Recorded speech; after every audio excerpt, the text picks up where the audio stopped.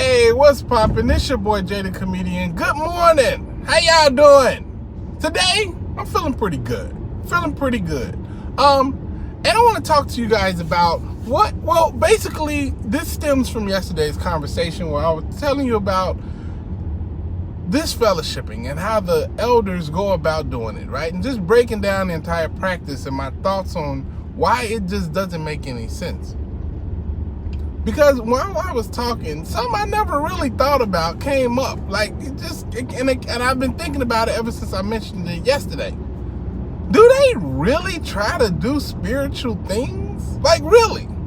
Is their goal to be spiritual or to keep people locked in? Because if you're a Jehovah Witness, and Jehovah is your God, not man, then everything that the man who's in charge of it should do is to be basically keeping you spiritual and spiritually strong and all that good stuff, right? That's what their job's supposed to be. But are they really doing that? Like, when you think about it, really think about it, y'all. Like, starting from yesterday, the whole disfellowshipping practice. If you're going to disfellowship somebody, you should take away their privileges. The privilege of holding the mic, the privilege of cleaning the hall and being able to give comments and give parts on the Kingdom Hall. You know? Have somebody, what you mean I can't wash the toilets anymore? I said I was sorry.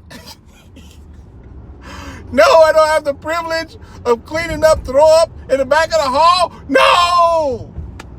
What have I done to deserve this discipline?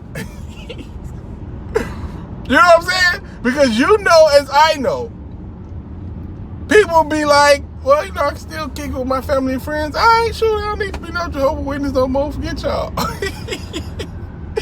You know that would happen.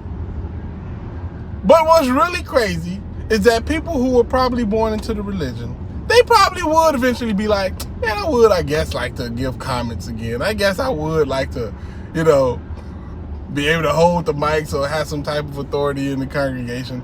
You know, and then they have other people telling them like, man, you should probably come back, man. Come on now, come on back. Let's go, you know?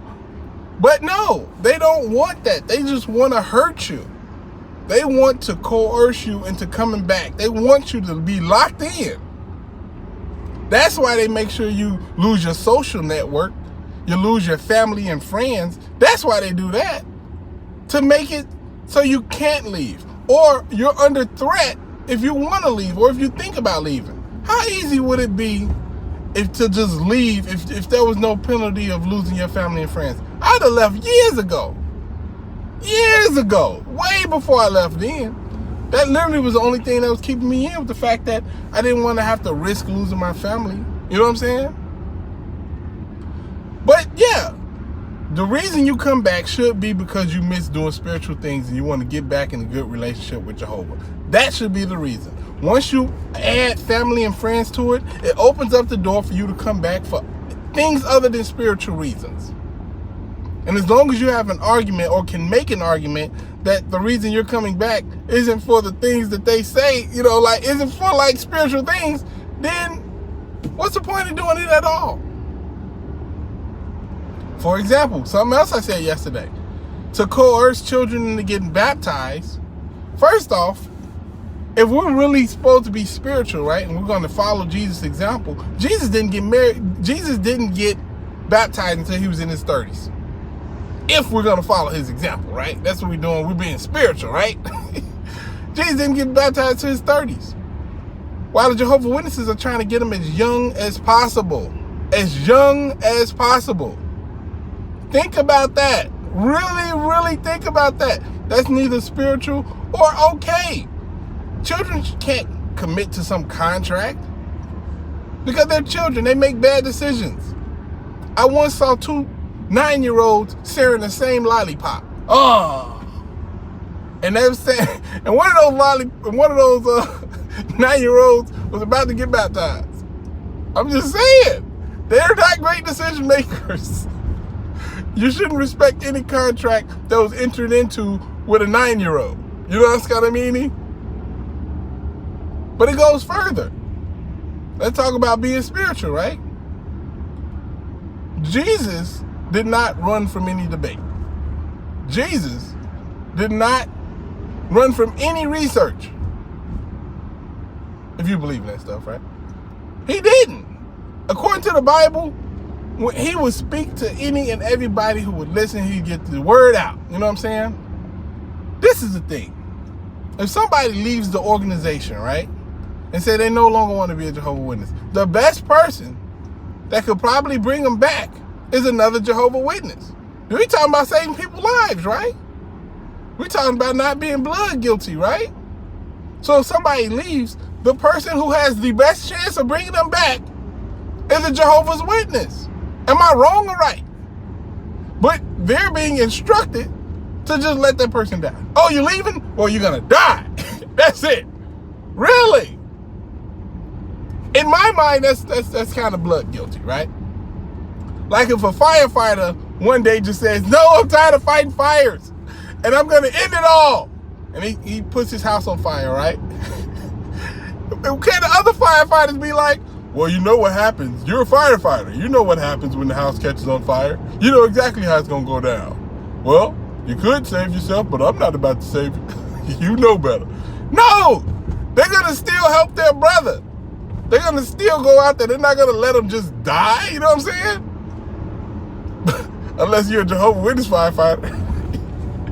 Then it's like, oh, you get what you pay for. You know what I'm saying? And then just their rules and regulations in general. You're not to have or be friends with worldly people. You can't have relationships with worldly people. Don't be around worldly people, right? They're so bad, right? As a lot of you know who follow me on this YouTube page, there were 3 Bible studies that I started because I was banging these chicks, right? I had a relationship with them and I liked them and they liked me. And they were wondering why I was so into this, like so busy with this religion stuff, right? And they thought it was cool. And I told them about it. They was cool with it. I started 3 Bible studies with my ding-a-ling. And you know what? After all the years I've been out of field service, all the years I've placed tracks and watchtowers and awakes, I've never had a Bible study. Never. Ever. I mean, okay, I wasn't like the best. Like, I wasn't the most zealous, you know what I'm saying? But if I'm being honest, never had a Bible study.